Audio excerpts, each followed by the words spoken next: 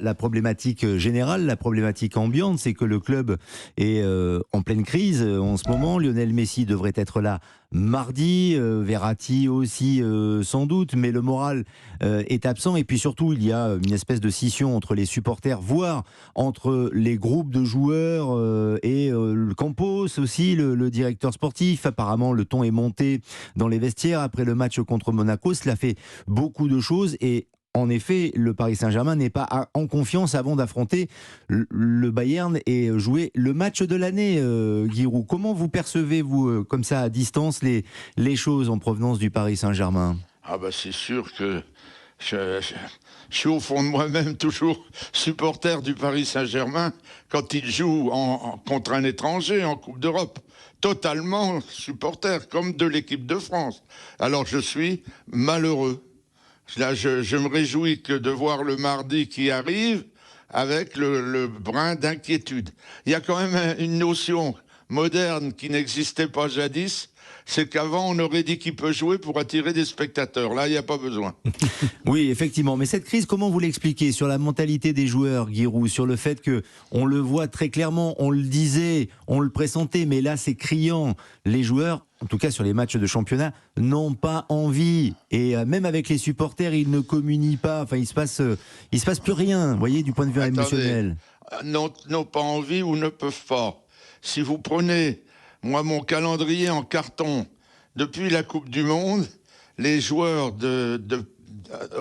évidemment, sauf les Italiens, ils n'étaient pas à la Coupe du Monde. Mais les autres, ils ont eu un sacré programme. C'est tous les 3 jours, des voyages, et là, et là, et là, et là. Et les voyages, c'est pas seulement à Reims en autobus. Alors donc c'est peut-être la physique, un problème physique et mental également, fatigue physique, fatigue mentale, Nabil Djellit. Oui. Si on est fatigué, en plus c'est les résultats. Ils sont pas habitués à ces résultats, vous comprenez ? Bon, moi j'habite une ville qui fait une saison très difficile parce qu'elle est remontée au-delà des délais. En tirant des pénaltys, elle n'a pas eu le temps de faire une équipe de première division, mais il y a le moral. Là, aujourd'hui, ils ont fait un match nul en ratant un pénalty à la dernière minute. Eh bien, tout le monde dit oui, mais c'est un point.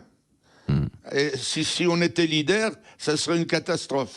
La ville dans laquelle vous habitez, Guy, pour celles et ceux qui l'ignorent, c'est Auxerre qui a fait match nul contre Angers aujourd'hui, 1 but partout. Auxerre qui est 19e du classement, Angers qui est 20e. Pour en revenir au Paris Saint-Germain, phénomène d'usure.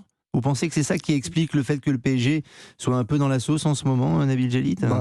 Oui, je pense qu'il y a de ça pour certains joueurs, Neymar en particulier, parce que de toute façon, on a retrouvé le mauvais Neymar, le Neymar qui déprime, entre guillemets, il est lourd. Hier, il jouait à la baballe, au lieu d'accompagner les autres, il essayait de forcer pour montrer que de toute façon, autour de lui, c'était insuffisant. Donc lui, il y a une forme de toute façon de dépression post-Coupe du Monde, si je puis me permettre. Ça se sent, ça se ressent dans son jeu.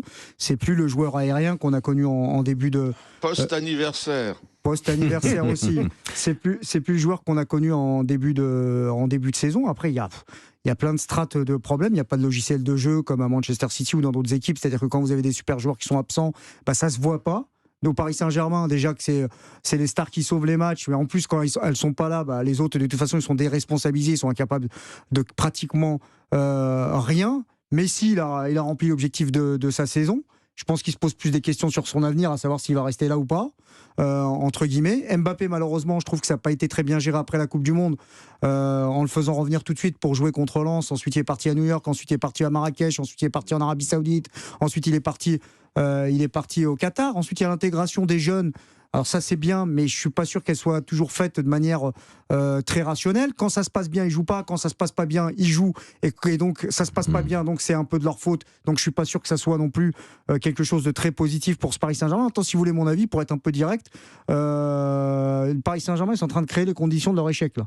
Je veux dire, mis à part l'irrationalité, l'illisibilité de ce club-là, parce qu'ils ont 2-3 extraterrestres et on sait jamais. Je veux dire, dans un monde normal, jamais ils doivent continuer en Ligue des Champions. Je veux dire, ils peuvent pas continuer. Ou alors ils vont faire un coup et de toute façon ça va s'arrêter. Je veux dire, c'est pas possible. Ils se font marcher dessus par tout le monde leur marche dessus. Et alors peut-être ça c'est une bonne nouvelle pour mettre un petit peu de compétitivité dans notre championnat. Tout le monde pense maintenant pouvoir être champion. Ça se disait en toute discrétion du côté de Marseille. On va en parler dans un instant. Monaco, à mon avis, peut se le dire. Ils les ont regardés, les ont regardés dans les yeux. Lens, ce Et soir. attendez, c'était hier le match, si je dis pas de bêtises. De Marseille. Très honnêtement, je vais vous faire une petite remarque. Je pense que Bernardoni, le gardien d'Angers, et Donnarumma font le même job. C'est-à-dire qu'hier, Donnarumma, il s'est fait bombarder comme un gardien d'une équipe classée 19e ou 20e. Et ce n'est pas normal. Alors, c'est pas possible. Heureusement que Donnarumma était là d'ailleurs. Sinon, possible. c'était 7-1 pour Monaco. Voilà, c'est ça. Donc, mis à part faire de l'incantation, se dire que j'ai des joueurs extraordinaires et en Ligue des Champions, ça, on ne sait jamais, il n'y a rien d'autre en fait.